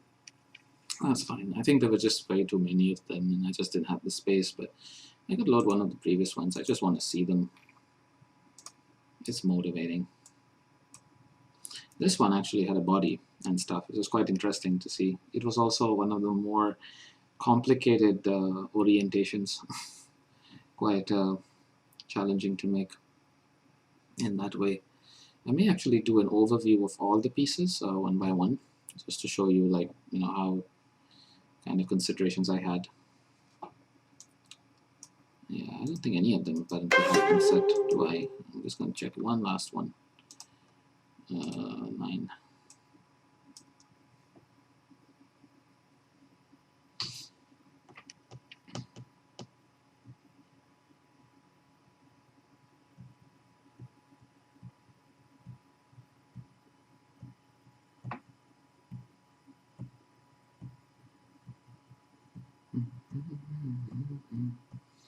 Come on, give me a group shot. All you little pieces of crap. Man, I wouldn't mind going one more. Let's try 7. 7. I usually save them. I don't know where they are. But maybe we'll get lucky. Lucky number 7. Wasn't 7 that creepy movie with the ending that was not really loved? Well, most of those movies don't have endings that were very loved. Unless there's Star Wars Last Jedi. I don't know if that ending was loved either. That's one thing I ought to do more of, like speak a little bit more about Star Wars. Oh, okay, there you go. So yeah, as you can see, I kind of arranged them in. I even have a spotlight that actually seems to match up to that. I don't know if I have it here, but I'm going to check if it fits. Usually I do, but I am not sure. Something like that. So this is actually like the latest one, like an older one. So I think it must have been 4, I think. No, not 4 or 5. Oh, well, never mind. I just arranged them on top of the others. I could actually bring out an image. Yeah, so something like output and my god, what a mess. So all 8, I think this is the one. Yeah, something like this. So I have, like, you know, 8 of them arranged, and I put the images by their sides just to motivate me. You know, makes it more interesting. And as you can see, like, I actually could open all of them. So yes, you know, all. This is the first time I did this, I think, though I had set the others up, but not with their images. Then there was all 2, so they're growing in number. All 7, so yeah, 7 of them. Actually, 1, 2, 3, 4, 5, 6, 7, correct, yeah. Then there's all 8, which I did open, so that's there. 1, 2, 3, 4, 5, 6, 7, 8. And then it went on to all, I don't believe I saved in all 9, I'm not sure why. There was an all 10. I believe this was the last one. Yeah. So as you can see, they're all arranged fine and dandy, all together in a little harmonious way. Very interesting. Amazing way to approach this situation, I feel. So I think I'm going to follow this with a general retrospective before step 1. I'm probably going to add that in. So we're just going to go back to our editing post. And this, we'll just save it. And I guess I will edit it later, but it's primarily a general retrospective to pick up one by one all the Yoda models and compare them in a way. Like, though you do get the idea from the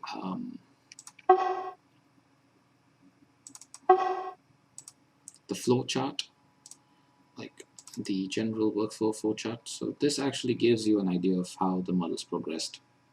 I started with this one, turned it to this one, got this one, turned it to this one, and then somewhere along the line, I had repurposed a number of models to make things more speedy. But this was the general direction I went with my modeling. A lot of the choices were random, especially initially. This one was totally random. This one was extremely random. But I did think about a lot more about which one to pick as I went on and chose others. I think it's important that we make their props. My God, this one just, oh my God. I feel like this one and if this one got together, they would freak all of these ones together. It's like the force would like have some crazy imbalance and like they'd become Siths or something. It actually makes me wonder. Maybe this baby Yoda will turn into a Sith or something. Man, that would be interesting. A teeny tiny Sith. Yeah, so until next time, we will be tackling step 1 next, along with a general overview of all the models done. A lot of the step 1 videos do not have sound. This is because, I wouldn't say it's because I was a lazy bastard. It was primarily because when I started the first model, I just wanted to have fun with it. So what I did was I did the video without any sound, and I added music to it. Then I uploaded it, and then I found out that I lost the rights to the video because of the music on it. Well, I shouldn't have lost the rights. Like, I lost the music rights because they are definitely not mine, but I lost the monetization rights, which is also okay because God, who gives a fuck. But I meant that regardless of all that, one of those tracks, which was apparently the Clone Wars track of Anakin getting upset, came with a video block, and it blocked that video for like 3 weeks until eventually I managed to keep it there with a copyright claim and replace it with a piece of classical music. So when you are actually listening to this video, if you do hear sound, you might hear a bunch of weird tracks from Star Wars suddenly appear from nowhere and suddenly shift into classical music. But some of the videos do have voiceovers. I believe that I started my voiceovers, I don't quite remember, but you'll find out that like they have been arranged in playlists so that if you really have the patience to sit for 2 hours and listen to a video, you will get to see some videos with voiceovers. If there are no voiceovers, I suggest putting on your favorite Star Wars track in your home. The mouse won't come after you there, so you have that advantage. You could also like beatbox while you listen to it or eat something, and like make use of the audio you have to make watching my weird video an interesting experience. Like it's a lot to ask, considering I'm supposed to basically try and take as much money from you for this free service, but for the time being, it is the way it is. Some of the models have sound, some of the models have swearing, and a lot of other weird things that go on, but they are all relatively interesting. You can also speed up the videos and make me sound like a chipmunk. I've also included a little hack which allows you to speed up the videos even more in step 1. And if you just really need to speed them up like crazy and are totally unsatisfied with what I'm giving you, then there is also the compilation videos of sets of 4. I will actually bring those up. They're quite interesting to see. Once I actually said I like Madoka Magica, it became a lot easier on me to keep my background where it stands. Good Lord. So, where did that go? I believe it was... Oh, damn it. It's always crazy when you're looking for things. There they are. So, yeah, so 1, 2, 3, 4, something like that. 1, 2, 3, 4. And 1, 2, 3, 4. 1, 2, 3, 4. if you get the idea. Well, this is 1, 2, 3, 4. This is 1, 2, 3, 4, and I think the first one for some reason seems to be like a clockwise direction. This one actually. So like there are sped up videos, all 4 of them in one shot. You could watch them all. No sound here, otherwise that would sound so damn weird in the video, which is crash and burn. So these are videos that are probably more your fancy. You might just want to sit and relax and watch them. Of course, I look damned weird in the camera at the bottom, like speaking like crazy and like shaking and whatnot. It's crazy. So don't look at that. And if that really disturbs you, you can use an interesting hack where you just take one of your windows, put an image that you really like on it, and arrange it on top of your player. Or, so it blocks me. Because you're not going to hear me, so I see me. That's the ticket. So until next time, step 1 it will be. It will? I don't know. I'm not entirely sure. It's just weird when he speaks. Yoda. Yeah. Next time.